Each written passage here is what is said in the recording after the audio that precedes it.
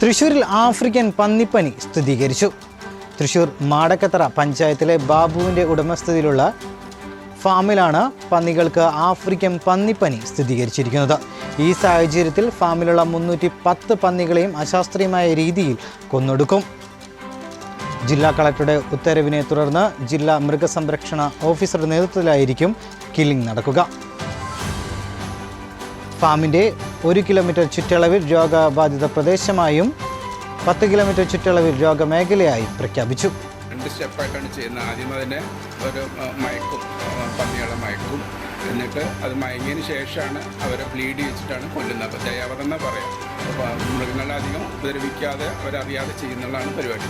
അതിപ്പോൾ നമ്മളിവിടെ അതിനുള്ളെല്ലാം അതിനുശേഷം കൊന്നതിന് ശേഷം അതിനുള്ള എല്ലാ നശീകരണം ഫാം സാനിറ്റൈസ് ചെയ്യും. ഈ വർഷത്തെ സംസ്ഥാന സ്കൂൾ കലോത്സവം തിരുവനന്തപുരത്ത് വെച്ച് നടക്കുമെന്ന് മന്ത്രി വി ശിവൻകുട്ടി പറഞ്ഞു. കലോത്സവത്തിൻ്റെ തീയതി പിന്നീട് അറിയിക്കും. കായികമേള ഒക്ടോബർ 18 മുതൽ 22 വരെ എറണാകുളത്ത് വെച്ച് നടക്കും. എല്ലാ ഇനങ്ങളും ഒരു സ്ഥലത്ത് വെച്ച് തന്നെയായിരിക്കും നടക്കുക. 4 വർഷത്തിൽ ഒരിക്കലെങ്കിലും കായികമേള നടത്തുമെന്നും മന്ത്രി വി ശിവൻകുട്ടി അറിയിച്ചു.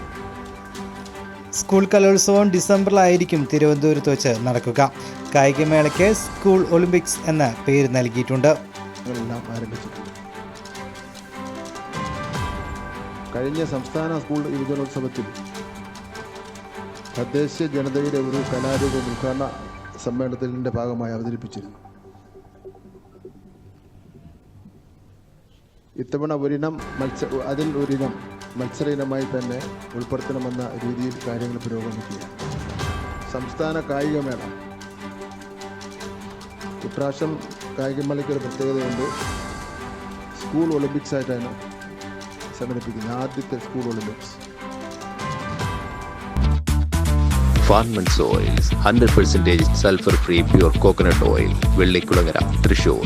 Phone 7902727959. Farmers Oils, your trusted healthy partner.